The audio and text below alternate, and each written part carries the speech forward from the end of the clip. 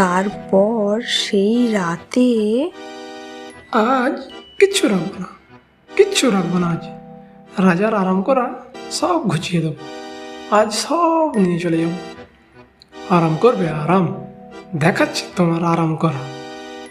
এই বলে সেই রাত্রে মন্ত্রী সেই রাজভবনের সমস্ত জিনিস চুরি করে নিয়ে চলে গেল।